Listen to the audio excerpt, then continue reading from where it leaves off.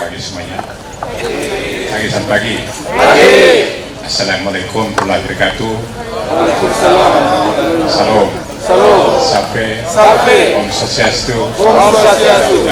Namo Buddhaya. Kebajikan. Salam kebajikan. Pancasila. Salam Pancasila. Kalau seperokma, kalau saya disampaikan di mana orang kalau kubur saya. Dari semua itu sampaikan salam lengkap. Terima kasih yang saya hormati, terhormat Profesor Mat Endi. Saya mendatangi Endi di hadapan kami semua ini para tokoh masyarakat saya, tokoh agama saya, Bapak Haji Masjid para Romo Pendeta semua dari sini. Kalau di luar mahasiswa di sini tokoh agama.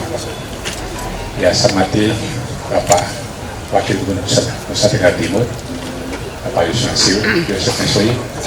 Ya saya hormati anggota DPR RI Bapak Andreas Sugo Pereira. Tidak sama tidak sesako sama saya kenal. Sikapnya Bapak Ibu yang saya hormati saya banggakan. Tentu pertama kita bersyukur Tuhan Maha Kuasa karena Pak Profesor sudah hadir bersama kita di tempat ini merupakan rangkaian acara Hari Pancasila. Hari ini berdatang Alhamdulillah puji Tuhan dalam keadaan sehat walafiat. Dari Momire sampai Ende tadi malam sore kena kuliah, alhamdulillah sampai saat ini sehat walafiat. Sehat Profesor, kami doakan semoga Bapak sehat setelah pulang nanti sampai Jakarta sehat dan selamat. Bapak Ibu yang saya hormati, saya tidak ada penyekatan karena nanti jam 1 baru harus take off dari ini. Terbang Ende hari penerbangan 4 jam.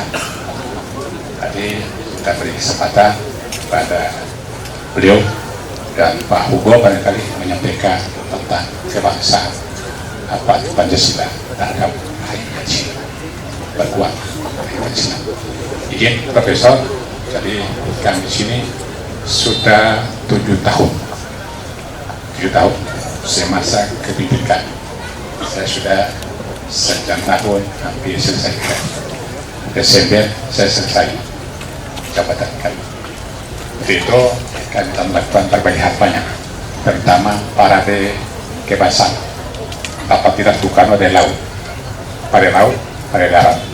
Itu mengawali kegiatan 1 Juni 2003. Tadi malam kami renungan suci. Tidak ada di Republik ini hanya ini untuk orang suci terhadap hari lahir Cina. Tidak ada hanya di Ende. Karena kami ingin betul-betul Pancasila rumah kita dari Ende untuk Indonesia. Demikian, terima kasih Prof. Laporan kami. Wassalamualaikum warahmatullahi wabarakatuh. Salam. Om Santi Santi Santi Om. Namo Buddhaya. Salam Kebajikan. Salam Pancasila. Salam Pancasila. Assalamualaikum warahmatullahi wabarakatuh. Salam Pancasila. Salam Pancasila. Om Swastiastu. Namo Buddhaya. Salam Kebajikan. Yang terhormat Bapak Dr. Joseph Nesoi Wagub, kemudian Bapak Karandes Haji Jafar Haji Ahmad, Bapak Bupati, Wakil Bupati Ende Bapak Erikos Nah, ya, Bapak Erikos Immanuel Ende, sahabat saya ini Pak anggota DPR RI Bapak Andreas Sugo Pereira, Dewan Pengarah BPIP Pak Rikat Kabun tapi ada deh lagi keliling mengenang masa kecil. Sekaligus saya perkenalkan rombongan saya dari Jakarta biar ini selain Pak Pereira tadi orang sini dari kenal. Kemudian sudah berdiri Bapak Legend dari Kedua Nomor Ini Sesminto Program Sekretaris Koordinator Program. Kemudian dari Kemenkominfo ada Bapak Dirjen IKP, anak sini juga, orang sini juga. Dari Kemenkominfo Bapak Usman Kansong. Beliau dari Solor ya, Solor. Mau mirip Solor. Ya. Kemudian rombongan saya juga ada Bapak Dr. Sugeng Purnomo. Ini deputi 3. Meskipun orangnya kalem, ini jaksa. Jangan main-main. Nunduk gitu, nunduk.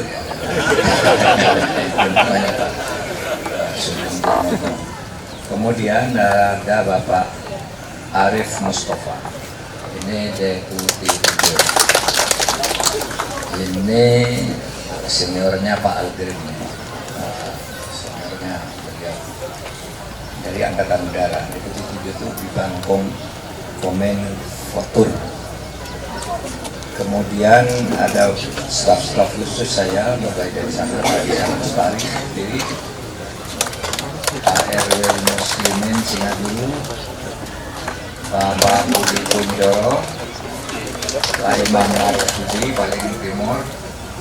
Saya ingin menyapa juga Bapak Dirjen Dr. Andi Seri Sulistianto, Wakapolda NTT. Kemudian Bapak Masma, TNI Aldrin, Tuhan ST. Ketua DPRD Kabupaten ND, Pak Franciscus, masih keliling-keliling. Ketua DPRD Kota Batam, Pak Nuryanto. Salah ngetik kali ini. Bapak Kepala BPUP Labuan Bajo, Ibu Sana Adina. Oke, baik. Baik, dan untuk semua yang tidak saya sebut. Dari BNPB, mana lagi yang dari Jakarta deh? Mana yang dari Jakarta, Bapak? Dari Arsip Nasional, ada lagi. Bapak dari mana, Pak? Dari sini. Oh, mau mirip. Ya, ada lagi enggak? Agar dikenal. Ibu, Bapak sekalian, saya tadi berbisik dengan Pak Parera. Mumpung kita ketemu nanti ada dialog kecil. Jadi Pak Parera yang akan menjadi moderator. Bapak Ibu tanya apa saja. Saya hanya akan mengantar, mari kita duduk.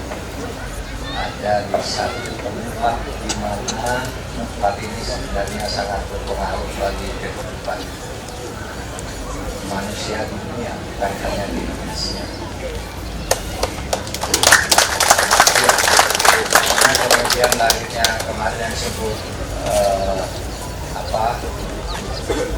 konferensi Asia Afrika, konferensi Islam Asia Afrika, Ganevo, pidato Bung Karno di PBB yang sangat bersejarah. Itu semua merupakan kelanjutan dari perenungan Bung Karno di tempat ini tentang bangsa, juga tentang manusia, dan kemudian yang terpenting tentang Indonesia. Itulah yang disebut Pancasila, yang mempersatukan kita sebagai bangsa. Saya 2 kali ke tempat pengasingan Bung Karno yang di luar Jawa. Yang kedua adalah hari ini. Yang pertama beberapa bulan yang lalu saya ke Parapat di Danau Toba. Bung Karno selalu memilih atau dipilihkan tempat-tempat yang sangat indah sehingga sangat inspiratif bagi perjuangan. Bung Karno itu dikenal orang yang keras, tegas, galak juga kalau menegakkan prinsip, tapi karena beliau selalu hidup di alam-alam yang indah dan budaya yang indah, hatinya juga lembut. Maka beliau melahirkan ide-ide tentang arsitektur misalnya Masjid Istiqlal, Monas, Hotel Indonesia, Bali Beach, itu gambaran beliau. Beliau idenya, bukan membuat arsiteknya sendiri, tapi idenya yang sangat Indonesiawi. Saya merasa takjub kemarin tuh terbang dari Jakarta ke sini bersama saya duduk sama Pak Parera. Terus saya lihat ke bawah, saya heran, Pak, ini kita melalui pulau laut. Enggak, saya membayangkan kalau sekarang sih tidak apa-apa, 4 jam dari Jakarta. Katanya kalau tidak sedang berlawanan dengan angin bisa 3 jam, nggak kata teorinya Pak Parera, Pak ini 3 jam aja kalau nggak ada angin. Tapi Pak ini nggak tahu teori dari mana. Mungkin Bapak Aldrin bisa jelaskan apa betul gitu. Enggak, tapi yang saya kagum itu dulu Bung Karno bisa sampai ke sini karena perjuangan itu belum ada pesawat.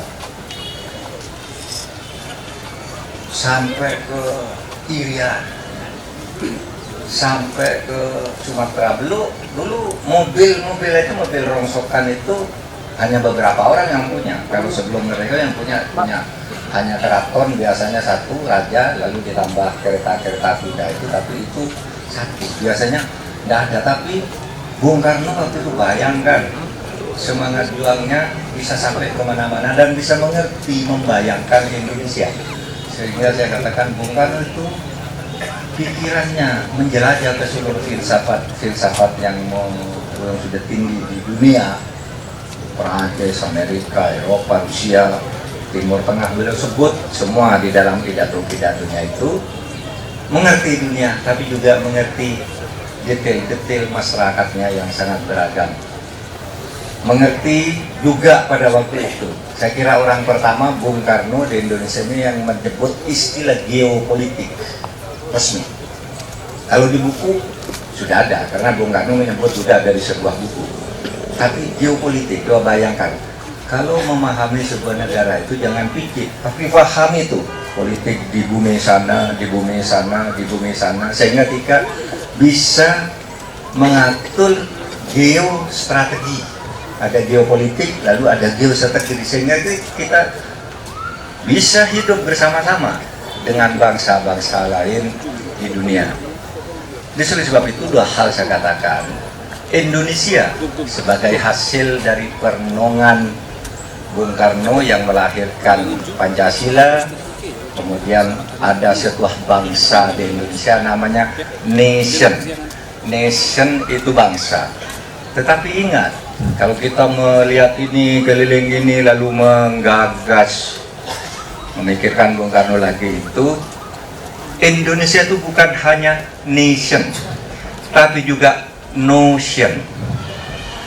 Nah, catatan detail tentang kita ini ada di pikiran Bung Karno yang menyebut inilah nation, Indonesia, nation, tapi di dalamnya ada notion, catatan jati diri kita.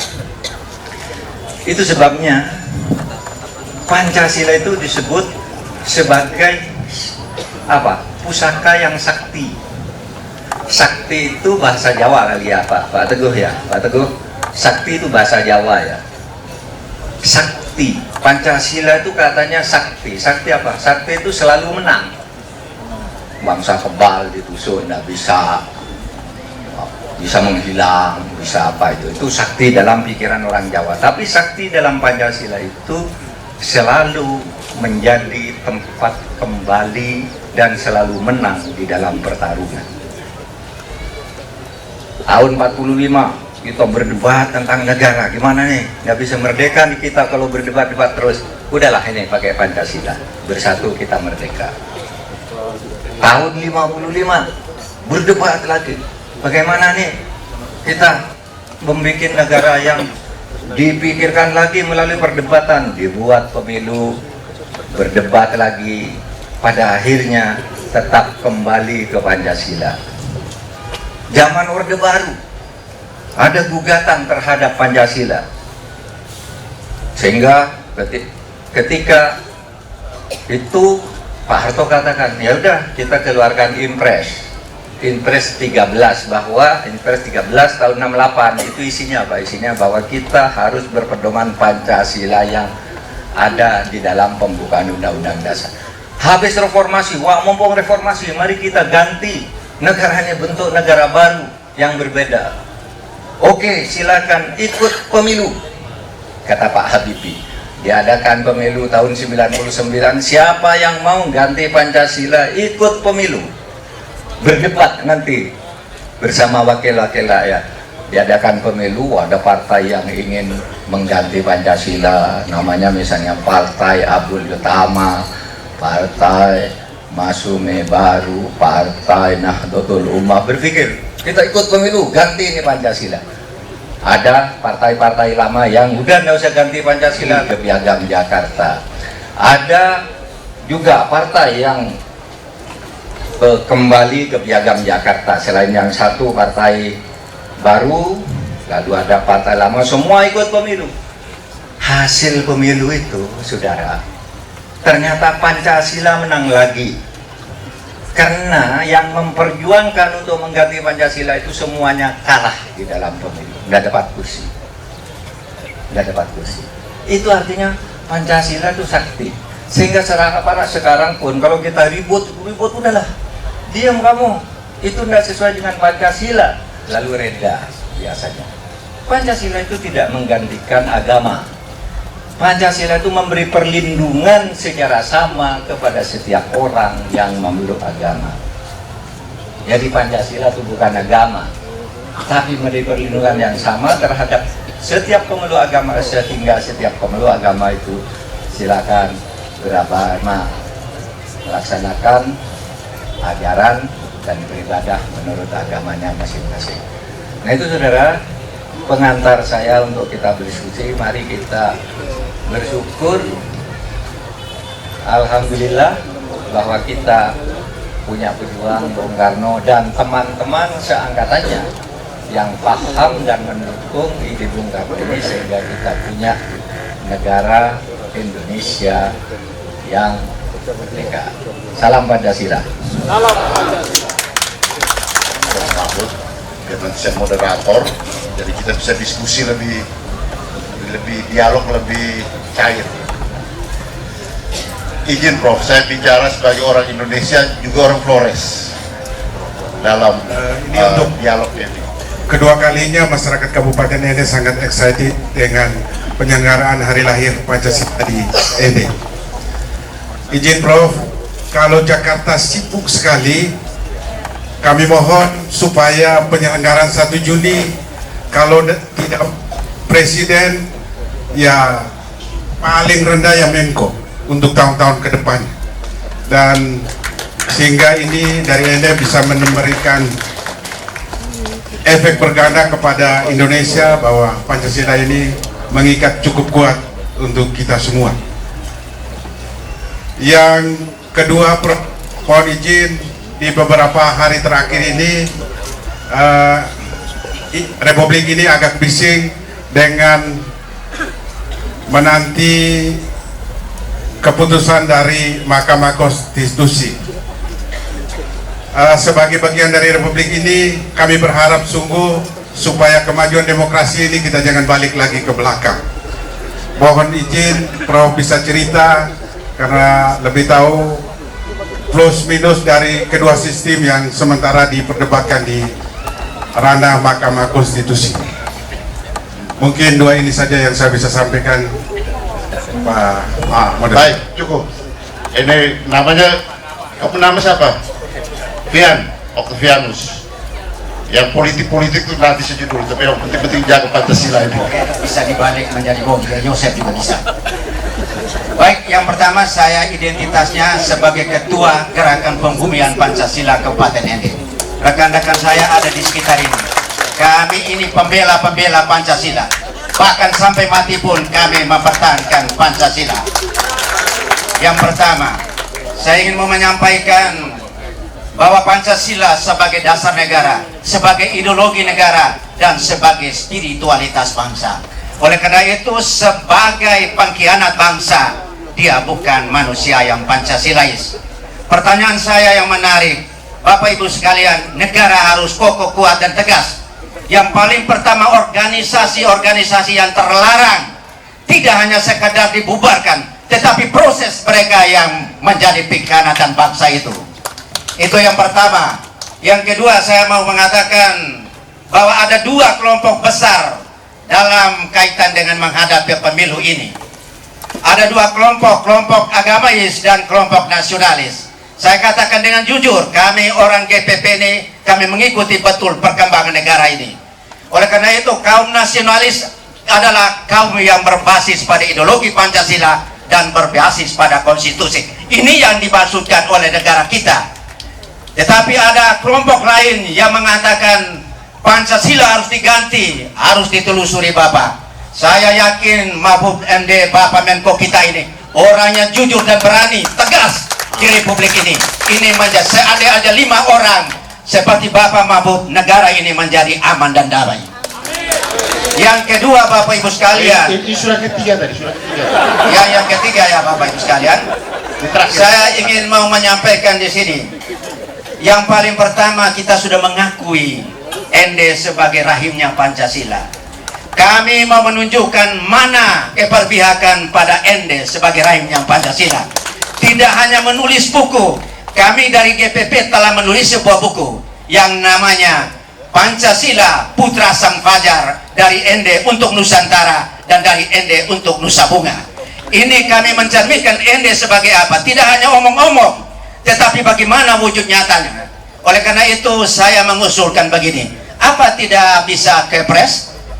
Jangan dulu kita omong tentang undang-undang. Negara mengakui bahwa ND adalah rahimnya Pancasila, dan Bung Karno sendiri mengatakan tahun 55 di bawah sebatang pohon sukun, kurenungkan 5 buti mutiara. Dan pada tahun 1945 tepatnya tanggal 1 Juni, Bung Karno berpidato di depan BPUPKI bahwa aku merenungkan nilai-nilai itu. Maka jangan lupa sejarah. Bung Karno mengatakan jangan lupa ND. ND selalu bergema. Saya ini mau 67 tahun, tapi saya berada di Dapin. Saya pensiun pegawai negeri sipil di Kes Bangkol. Saya berjuang mati-matian bersama saudara-saudara kita ini. Sudah pas ya? Masih ada, Pak. Yang ada di kertas kasih sini saja. Kasih sini saja.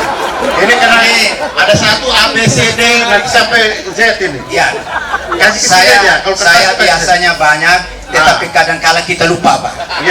Ya, kertas itu kasih ke sini, kasih ke sini. Kasih ke sini. Kasih ke sini, nanti baru kita baca di sini. Ya, Bapak ya? Nah. Baik. Terima Ini, kasih. Bapak, saya mau tambahkan begini, Pak. Hampir tesis ini. Ya, Disertasi kecil. saya tambah 1 kan, Pak ya. Ini tambah 1. Saya minta ketegasan negara. Kalau Bapak Mahfud, saya tidak ragu lagi. Kenapa? Negara ini bakal terpecah belah, KKB dan lain sebagainya. Itu adalah hal-hal yang berkaitan dengan bagaimana kita mengatur bangsa negara ini. Untuk itu kita perhatikan betul. Ya, saya kira ini catatan saya. Masih banyak, tetapi saya menghargai pimpinan kita. Ini sudah masuk semua ini. Ini. Ada 12 pertanyaan. Jadi ini apa?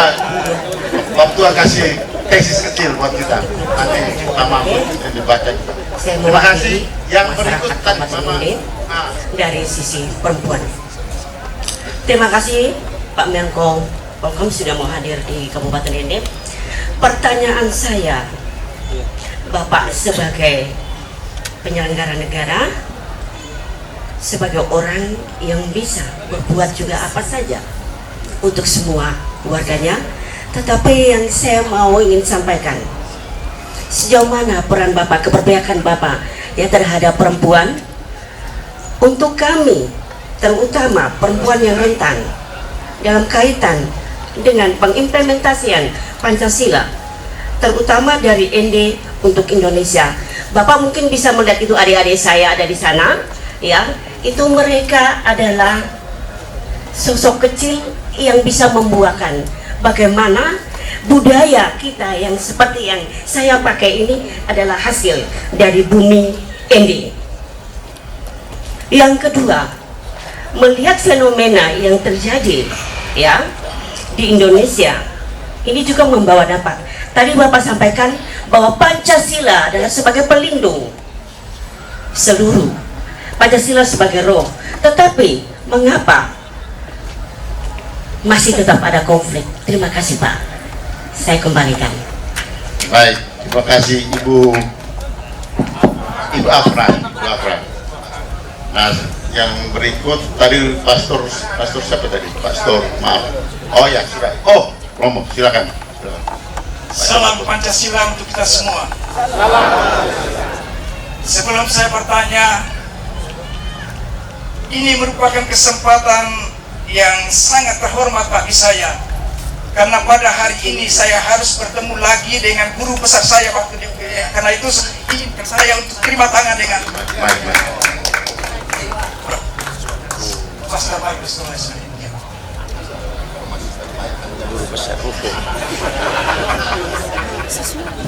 Bapak Bangku bilang kalau mahasiswa yang baik jangan tanya banyak-banyak. Oke, menanggapi itu saya rangkum pada fakta-fakta untuk saya tanyakan dalam 2 pertanyaan berikut ini. Saya terkagum-kagum ketika guru besar saya di UGM dulu dalam kata-kata pembuka tadi menceritakan siapa itu Bapak Proklamator. Presiden atau wakil presiden atau menko itu usulnya. Baik Pak, ini nanti saya salurkan ke BPIP Pak Rikard biar disampaikan supaya diatur seperti itu dengan Istana Kepresidenan.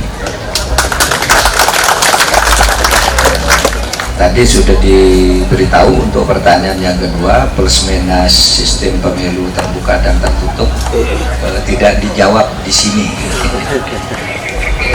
Tidak dijawab di sini, ada 2 hal alasannya. Pertama, kita sekarang sedang bicara Pancasila. Yang kedua, pembahasan tentang itu sekarang sedang berlangsung di Mahkamah Konstitusi. Pendapat umum sudah dikeluarkan melalui sikap-sikap resmi partai-partai, dan nanti kita tunggu keputusan Mahkamah Konstitusi. Pak Yosef, ya, Ketua Gerakan Pembumian Pancasila. Ya bagus Pak. Tadi Indonesia itu sebagai dasar negara, ideologi negara, kemudian spiritual, pedoman spiritual dan sebagainya. Ya, supaya betul-betul bisa dibumikan. Nah itulah makanya Bapak punya organisasi, kita punya BPIP, Bapak punya GPP, di pemerintah punya BPIP, itu dalam rangka membumikan Pancasila agar Pancasila itu hidup. Bukan hanya sebagai dasar negara ideologi atau spiritualis, Pancasila itu juga punya sebutan-sebutan lain sebagai pemersatu, sebagai tujuan bangsa, sebagai sumber dari segala sumber hukum dan sebagainya. Nah, Pancasila sebagai dasar negara itu melahirkan aturan-aturan hukum yang bisa dipaksakan. Nah, ada Pancasila selain sebagai dasar negara. Kalau sebagai dasar negara itu melahirkan Undang-Undang Dasar 45, undang-undang, peraturan pemerintah, perpres, sampai ke peraturan desa. Itu adalah Pancasila sebagai dasar negara, menjadi sumber dari lahirnya berbagai hukum. Tapi ada Pancasila sebagai moral bangsa misalnya, itu belum menjadi hukum juga. Kemudian ada pemersatu bangsa, jiwa dan kepribadian bangsa, asal dan tujuan bangsa dan seterusnya. Itu banyak fungsi Pancasila itu. Nah itu semua bukan hukum, tapi perilaku kita. Nah kalau hukum sih gampang, ada orang melanggar gitu beritahu Pak Bupati, beritahu Pak Kapolda, beritahu polisi, itu pelanggaran hukum. Apa harus hukum? Karena melanggar hukum itu melanggar Pancasila kan gitu. Tapi ada Pancasila yang belum menjadi hukum gitu. Misalnya sopan santun, kesusilaan itu banyak yang belum menjadi hukum. Tetapi kita harus tunduk terhadap nilai-nilai Pancasila itu yang bukan hukum, nilai moral, nilai etik. Nah, itu artinya Pancasila itu membumi. Kalau hanya Pancasila dasar negara itu menegara. kalau membumi itu tadi hal-hal yang tidak menjadi hukum atau belum menjadi hukum, karena hukum itu kan kesepakatan dulu, kesepakatan lembaga negara, kesepakatan DPRD, keputusan bupati, keputusan camat, gitu ya, keputusan gubernur, peraturan gubernur, perpres dan seterusnya sampai ke undang-undang dasar. Itu aturan-aturan yang pelaksanaannya bisa dipaksakan, tapi ada aturan-aturan hidup yang bagus, nyaman, tidak ada aturan hukumnya tapi dirasakan, ya seperti kita saling disapa melalui tata cara adat tadi, itu kan bagus, sopan santun. Ketika orang datang dipanggilkan apa namanya penguasa bumi, arwah leluhur, tolong lindungi kami, tolong lindungi. Itu tidak ada hukumnya begitu, tetapi itu nilai yang hidup di tengah-tengah masyarakat, yang itu harus dihormati dan ditaati juga.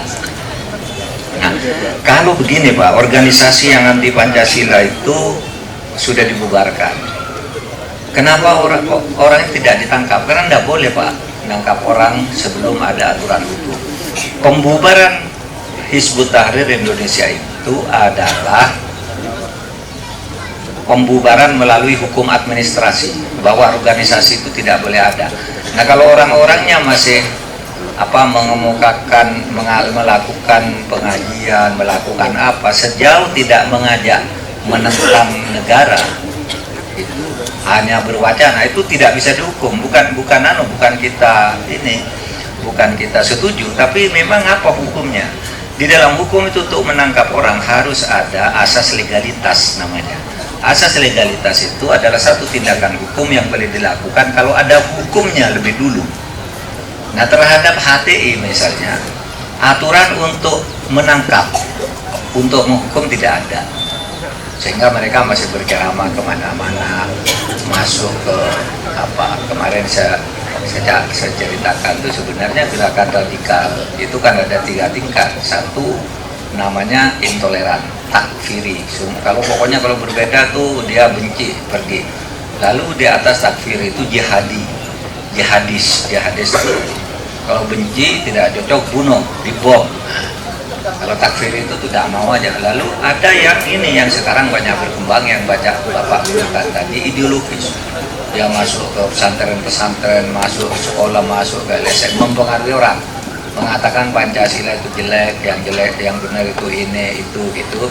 Nah, itu tugas kita untuk membumikan itu, bukan pakai hukum, karena kalau pakai hukum hanya karena berbeda, itu nanti Bapak dan kita semua suatu saat bisa kena juga, dikriminalisasi. Kamu kok bilang begitu, tidak sesuai dengan Pancasila.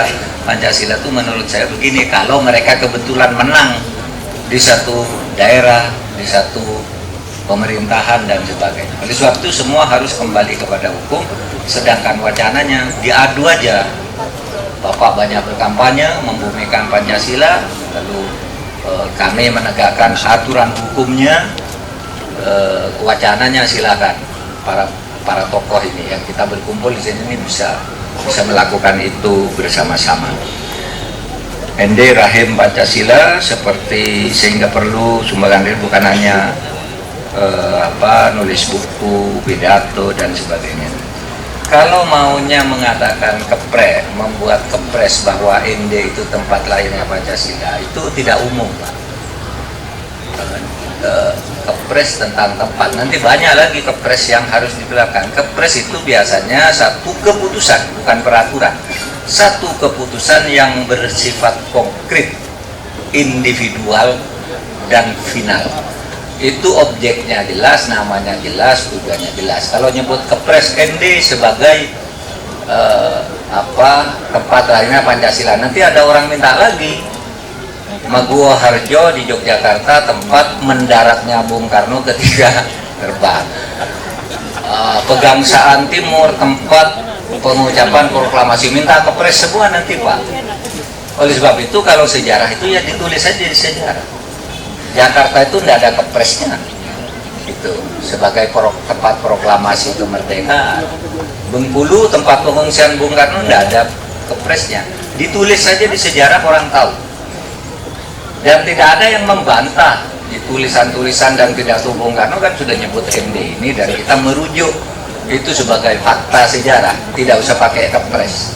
Itu. Kemarin ada juga nulis, coba Pak tulis Pak sejarah Indonesia dengan sebuah kepres.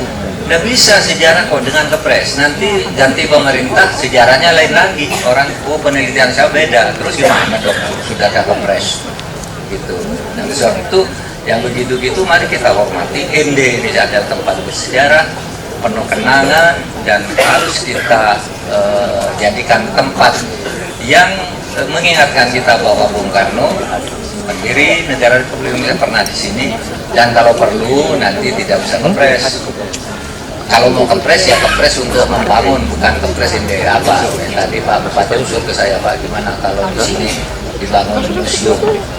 Nah, kalau itu bisa, dan itu terus museum, monumen, taman, apa tadi, diorama sejarah perjalanan Bung Karno sampai lahirnya Pancasila. Nah itu proyek di APBN nanti, nggak perlu kepres. Tinggal disalurkan aja ke menteri-menteri yang terkait. Tapi bagus idenya, itu sebagai tanda cinta kepada Indonesia. Bu Yohana, sejauh mana keberpihakan Bapak terhadap hak perempuannya? Kita semua, saya cinta perempuan.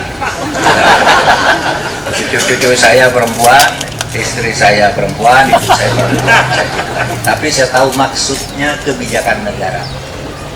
Pemerintah sekarang sudah membentuk Menteri Pemberdayaan Perempuan dan Perlindungan Anak.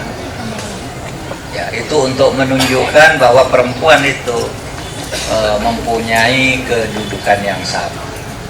Anggota DPR udah banyak yang perempuan, bupati, gubernur udah banyak, menteri sudah banyak. Karena negara ini menganggap perempuan itu kedudukannya sama di depan hukum dan pemerintahan. Saya kira negara-negara yang termasuk sangat maju di dalam perlindungan perempuan itu salah satunya Indonesia. Ibu bayangkan kita bisa punya presiden perempuan, namanya Ibu Megawati, ada gubernur perempuan, bupati, wali kota perempuan, wakil ketua DPR, MPR, anggota DPR perempuan. Di beberapa negara belum boleh, sehingga misalnya di salah satu negara di kawasan Afrika di sana, untuk perempuan itu dibuat khusus affirmative policy. Misalnya, kalau ada pemilu, perempuan kan tidak akan terpilih kalau di hutan pemilu biasa di sana. Lalu di Undang-Undang Dasarnya disebut bahwa anggota parlemen minimal 40% harus perempuan. Itu afirmatif, melanggar atau afirmatif itu artinya melanggar hukum untuk menegakkan keadilan. Hukumnya kan kalau pemilu ya yang adil ya pemilih semua. Tetapi kalau pemilihan semua tidak bakal terpilih, maka ada di dalam ilmu konstitusi itu namanya afirmasi. Afirmasi itu kita berlaku tidak adil untuk mencapai keadilan. Nah, afirmasi kita kalau di Indonesia itu terhadap Papua.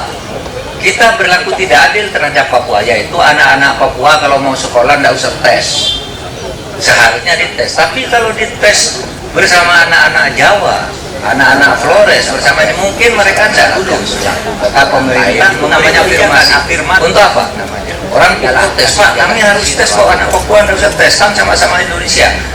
Tidak adil itu. Loh, ini ketidakadilan untuk membangun keadilan yang lebih jangka panjang. Sekarang tidak adil, tapi besok akan adil sesudah mereka banyak masuk.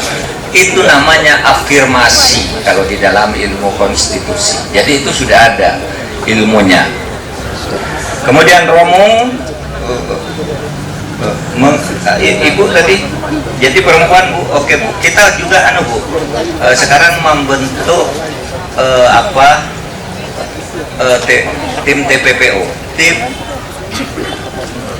pemberantasan tindak pidana perdagangan manusia. Itu yang jadi korban biasanya perempuan dan anak-anak.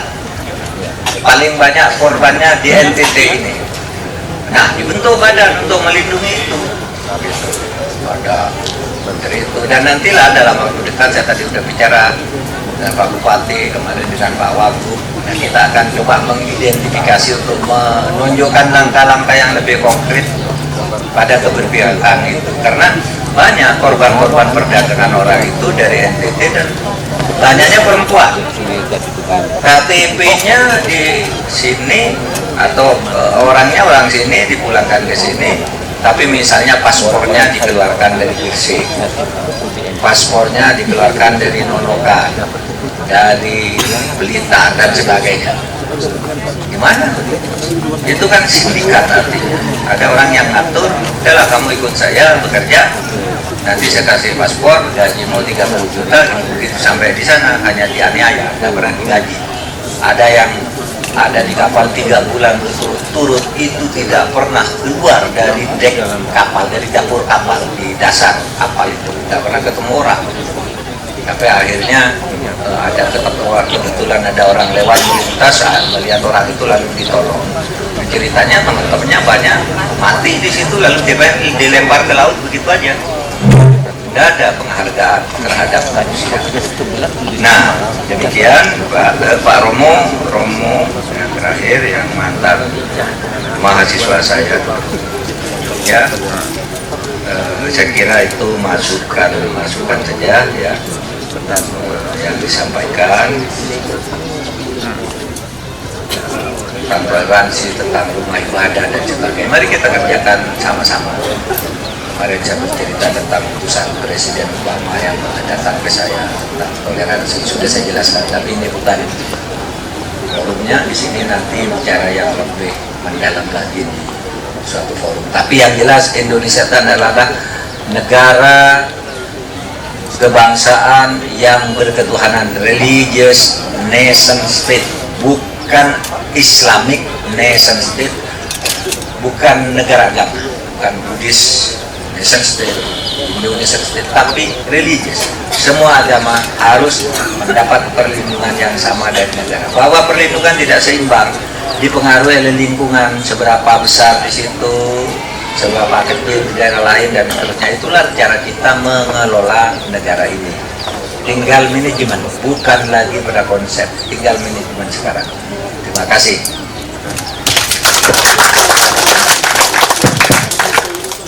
Terima kasih Pak Mahfud, Pak Menko. Dari panitia kita waktu sampai 11/4 ya, ini pas 11/4. Banyak hal tadi yang sudah disampaikan, tapi intinya tadi sebenarnya sebagai pelatih, terus kemudian juga sebagai moderator, saya orang Flores, banyak hal Prof ini yang berkaitan dengan, bukan soal ya Kepres tadi penting, tadi sudah menyinggung, yang berkaitan dengan heritage, warisan baik pemikiran maupun hal-hal yang berkaitan dengan Bung Karno heritage, warisan Bung Karno di ND ini, yang kita orang Flores, kita orang ND merawat. Tapi itu perlu ada dukungan, ya pendanaan pasti. Kabupaten ND sendiri tidak cukup, Bupen.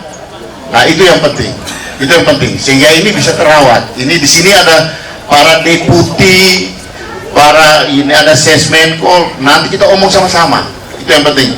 Ini tadi rumah, tempat-tempat ini semuanya perlu ada perawatan, ada pembangunan. Jadi masih banyak hal yang di ND ini yang perlu kita, tadi museum, saya tadi bisik sama Prof, kita perlu ada diorama di sini. Sehingga ini untuk anak-anak sekolah, untuk turis. Nah ini ke depan satu-satu pelan-pelan kita coba usulkan untuk ini menjadi Bung Karno heritage yang hidup, jadi living heritage, jadi ya warisan yang hidup di ND ini. Saya kira itu Prof, itu yang perlu kita dorong. Terima kasih untuk semua masukan, pikiran, perhatian melalui dialog yang konstruktif ini. Terima kasih, selamat siang, semoga Tuhan memberkati kita semua. Amin.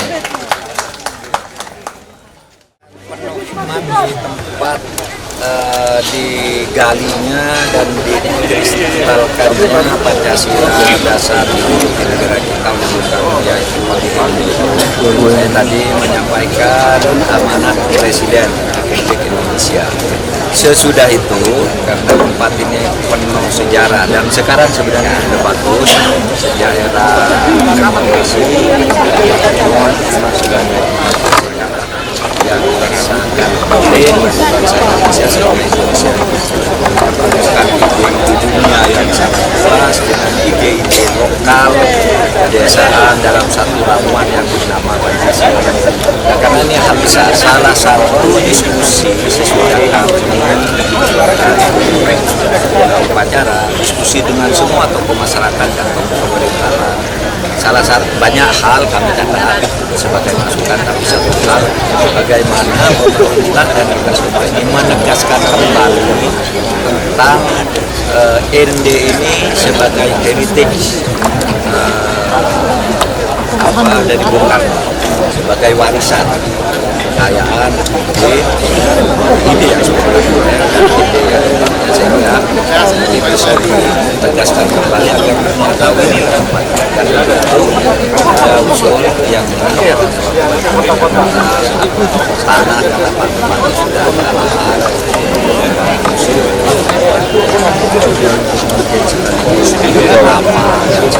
nanti akan saya sampaikan kepada kalau tidak bisa dalam satu jalan kita penting ini sebagai yang memperpanjangkan ada lagi soal perpanjangan masa jabatan pimpinan KPK Pak, tentunya pemerintah sudah ada dua opsi soal ini Pak. Yang pertama opsinya satu pemerintah mengikuti putusan MK karena itu perintah.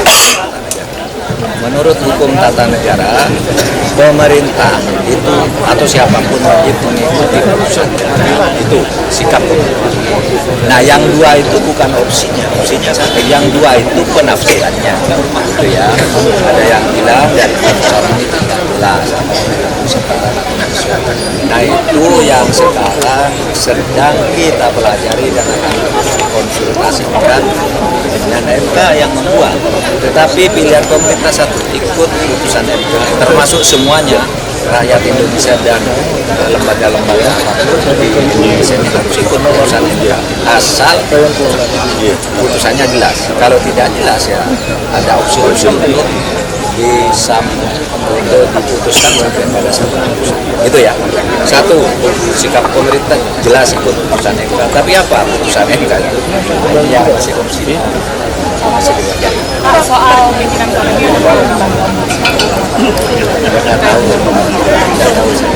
Prof, tadi kan Pak Mahfud sempat menyinggung pemilu damai dan jujur satu pacara itu. Nah, ini lagi ada muncul isu soal penjagalan pemilu paslon. Tidak ada, itu isu politik. Itu bagian dari perlombaan dari kontestasi politik yang mengatakan ini menjegal, mungkin biar pendukungnya muncul atau mungkin biar yang ini sedikit. Kenapa menjegal? Tidak ada. Kalau pemerintah tidak, misalnya mungkin saudara Cimanda ini mungkin dari tulisan-tulisan dan perkataan tidak ada yang akan dipegang. Malah katakan kepada dia, kamu harus usahakan dalam berbagai forum agar koalisi yang mendukung Anies itu kompak agar Anies dapat tiket tidak dijegal oleh internalnya sendiri. Kalau pemerintah tidak, persilahkan kita lindungi hal-hal ini, tidak ada penjegalan. Itu respon terbaru Benny kan bilang kalau misalnya itu hanya soal yang dia bilang pemilu tertutup dan terbuka itu cuma isu-isu aja. Dia bilang tidak membocorkan rahasia negara. Ya sudah, kalau dia sudah bilang begitu ya silakan aja. Kan yang tidak boleh itu kan dia bilangnya dia mendapat info yang kredibel. Kredibel itu harus MK, artinya kalau di dalam ilmu hukum itu putusan yang kredibel ya putusan MK, artinya hakim MK yang bilang atau orang MK dari dalam yang bilang. Karena kalau dalam info kredibel itu kalau dalam ilmu intelijen artinya